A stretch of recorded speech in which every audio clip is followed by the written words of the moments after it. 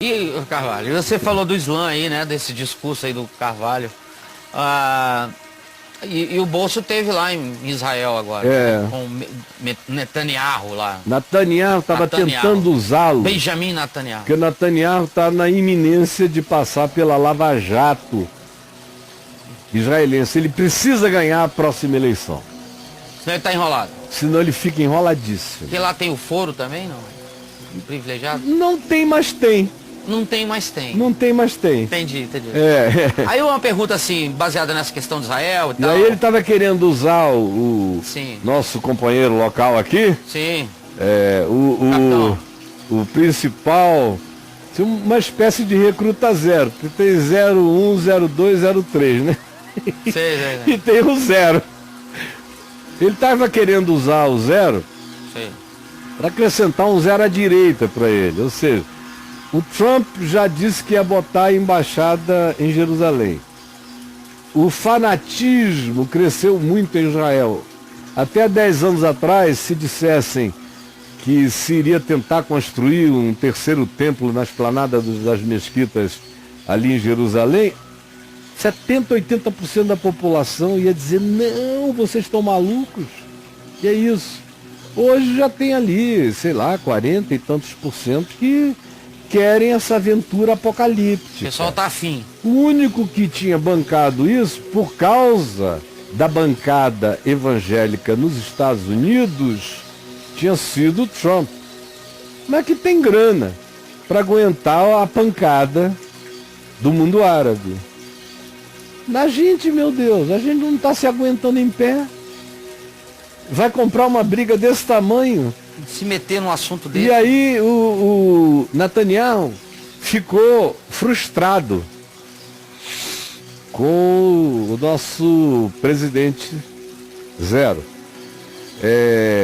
Porque ele prometeu a embaixada em Jerusalém e chegou lá com uma representação comercial. Então foi frustrante demais. Sei, Caio. Mas o Benjamin Netanyahu não se deu por vencido e disse: mas é só um processo evolutivo, chegaremos lá. Porque só tem até agora um país que fez isso, os outros todos têm juízo demais para saber que essa não é uma questão de soberania de Israel. Israel pode exercer a sua soberania para colocar sua capital nas áreas que sejam legitimamente suas, onde ela queira, onde o país quiser. Se quiser mudar para Berseba, pode mudar. Sei. Não interessa. Agora, o que a gente tem a ver com a soberania de Israel? A gente só tem que se preocupar com a soberania do Brasil, Sim. não com a de Israel. Caio, e você, em 43 anos de Israel, por que você ainda é contra, ainda não vou dizer ainda não, porque eu acho que você não muda de ideia, por que você é contra a construção do terceiro templo na Porque esplanada? eu não estou aqui para estimular a Terceira Guerra Mundial, nem estou aqui para ver o início de uma espécie de avant-première do Apocalipse. Porque, meu amigo, para botar o terceiro templo ali, primeiro que aquela é uma área cujo status ali em cima do Muro das Lamentações Sim. é dos palestinos. Desde sempre, quando eu digo desde sempre, é desde o século VII para cá. Eles têm uma espécie de uso capião da área. É dos caras. Aquilo ali foi cidade de Davi, um pouco mais abaixo, onde é o poço de Siloé, era a antiga cidade de Davi. Ali em cima, naquela esplanada, Salomão construiu o primeiro templo. Na mesma esplanada, Herodes o Grande construiu o segundo templo, destruído no ano 70 da nossa era pelo general Tito. E ficou destruído. Está até hoje. A única coisa que restou do templo de Herodes foi o Muro das Lamentações, que é só um muro de arrimo para a plataforma da esplanada. Já no século VII, se construiu a mesquita de El-Aqsa, que é a terceira mesquita mais importante do mundo muçulmano. Logo no mesmo século se construiu a Mesquita de Omar, aquela da abóbada, que é mais um monumento ao Islã do que uma mesquita. Não é um lugar de orações, é onde as crenças judaica e islâmica dizem que está a pedra onde Abraão iria imolar Sim. a Isaac. A Isaac. É só um monumento. A mesquita onde se ora é a El-Aqsa. É uma coisa que vem em terceiro lugar em relação a Meca, a Medina e Jerusalém, é a terceira. Porque eles creem nas crenças deles, que é tudo uma questão só de subjetividade de crenças, que Maomé teria sido assunto aos céus dali. Maomé com seu cavalo. Foram para a celestialidade, subiu todo mundo junto. Bacana, companheiro. Aí, eles querem mexer nisso. Cara, mexer em coisa muito menor já gerou conflitos extraordinários. Só um louco, totalmente insano, pode achar que dá para chegar a tomar aquela região, que é guarnecida inclusive por Israel do lado de fora. A entrada é o exército de Israel que te examina todo para você entrar. Mas uma vez que entre a área, é como quem entrou numa outra fronteira, para um outro país. Só que a simbolização e o significado daquelas mesquitas, não só para os palestinos, mas para o Islã, no mundo inteiro, é enorme, é imensa, é imensurável. E para eles construírem um terceiro templo ali, e terem acesso ao tal do terceiro templo, é preciso derrubar os dois lugares. Derruba os dois lugares que você vai ver o ensandecimento do mundo árabe. E não é só o mundo árabe em volta, é do Islã no mundo inteiro.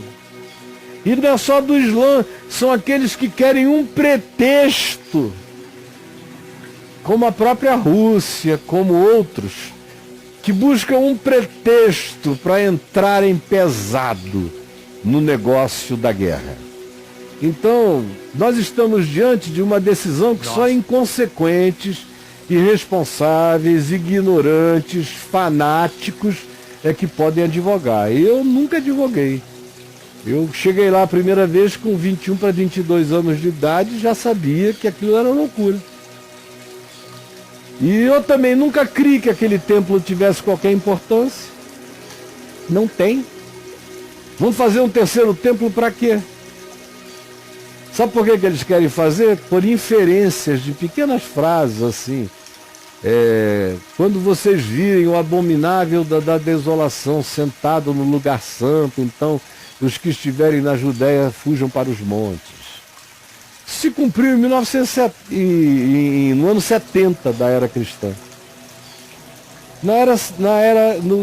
Foi nos anos 70 que abomináveis da desolação invadiram o lugar santo, destruíram o lugar santo, acabaram com Jerusalém e os judeus ficaram no exílio até 1948. Não. Durou um tempo bom. Oi. Isso já está cumprido. Aí eles querem fazer um templo, porque a escatologia pentecostal desenvolveu essa ideia de que tem que ter um templo ali para Jesus poder voltar. Um templo onde eles voltem a sacrificar animais, ovelhas, cordeiros, pombinhos, porque não creem que o sacrifício já foi feito. Não ouvem até hoje a resposta de Jesus à mulher em Samaria, na cidade de Siquém, pois nem neste monte Gerezim, nem em Jerusalém é o lugar onde se deve adorar. Deus é espírito e importa que os seus adoradores o adorem em espírito e em verdade. Essa compulsão por erguer o templo é não só uma interpretação escatológica que nasceu de 1948 para cá, porque na história da igreja inteira para trás, nunca ninguém teve essa ideia. Quando destruíram o templo nos anos 70, João estava vivo ainda. João o apóstolo.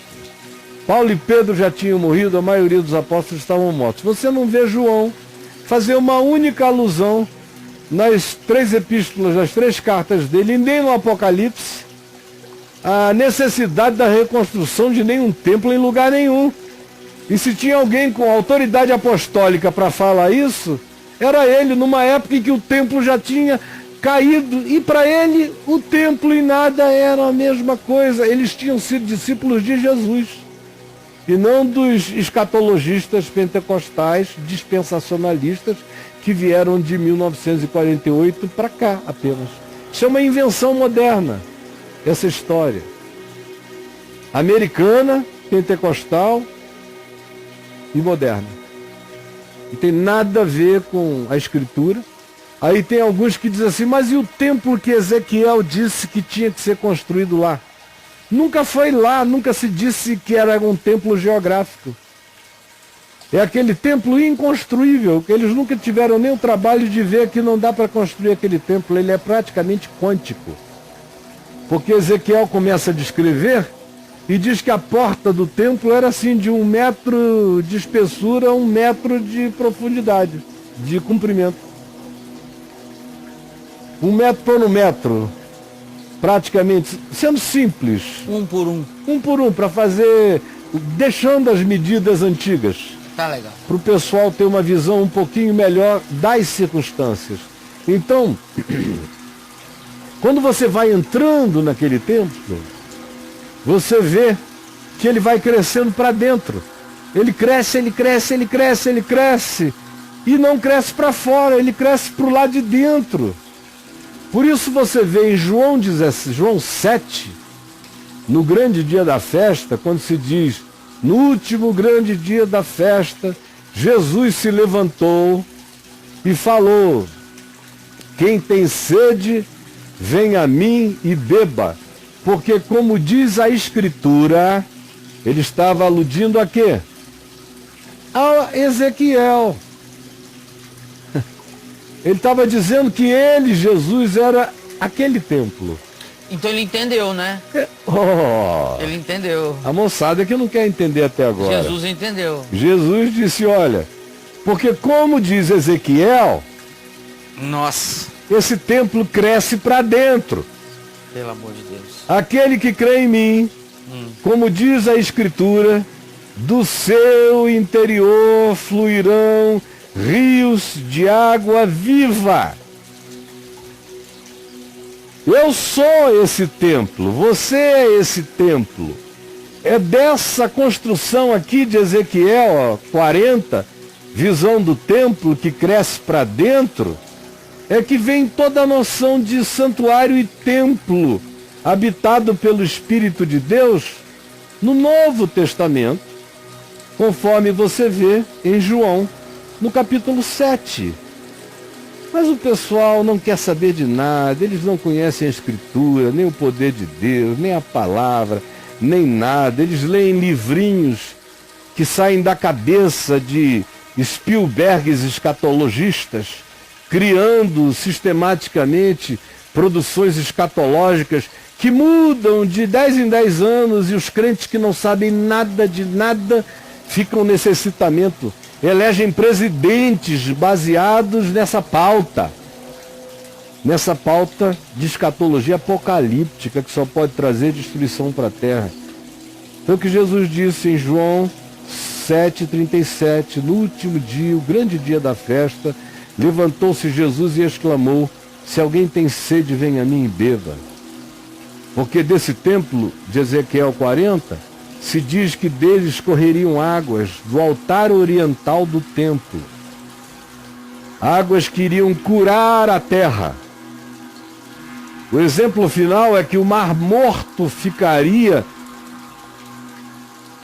absolutamente aprazível e cheio de vida, de cardumes e cardumes e cardumes de peixes, aonde quer que aquela água passasse no deserto. E se usa então a geografia entre Jerusalém, Jericó e o Mar Morto, que é toda erma, seca, e até hoje ainda é, para dizer profética e metaforicamente que escorreria do templo espiritual a água da vida que renovaria tudo.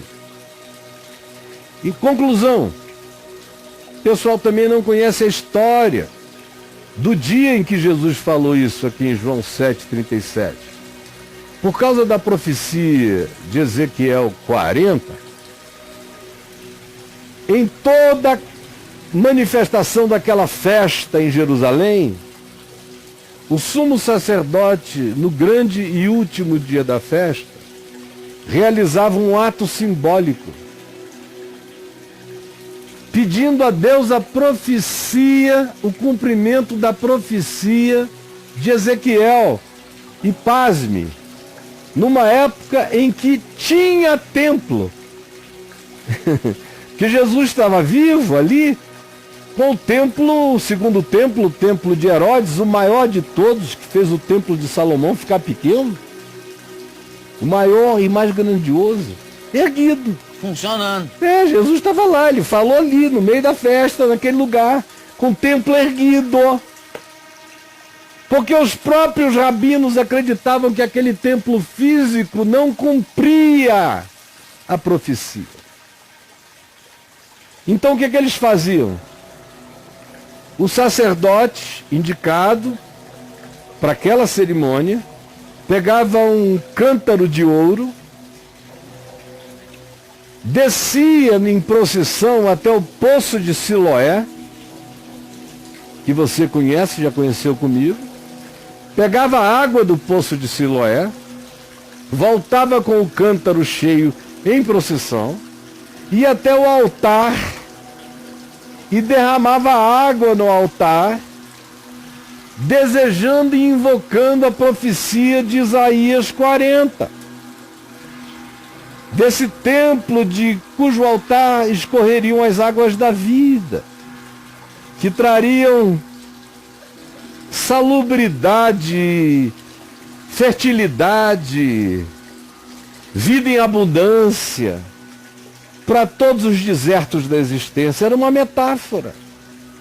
Aí Jesus, depois que o sacerdote derramou o cântaro com essa água, invocando o cumprimento da chegada desse templo não construível, dentro daquele templo que eles adoravam e no qual se orgulhavam, que era o grandiosíssimo segundo templo, Jesus chega e diz: olha, se alguém tem sede dessa água, do cumprimento dessa profecia, venha a mim e beba. Eu sou o santuário.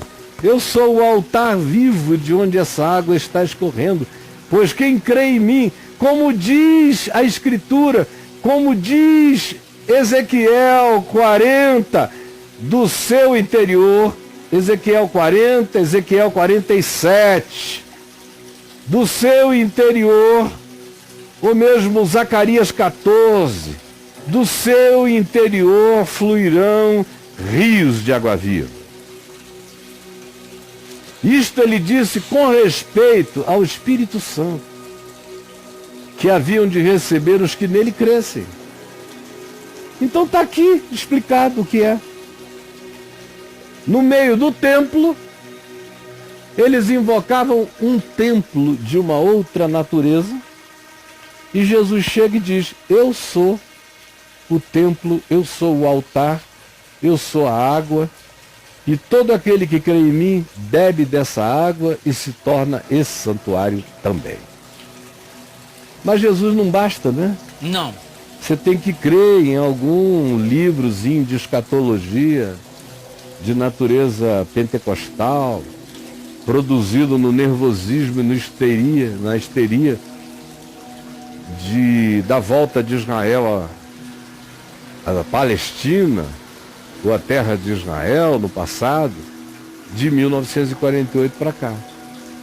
E não foi nem ato contínuo, porque no início ninguém acreditava nem que Israel ia se criar lá.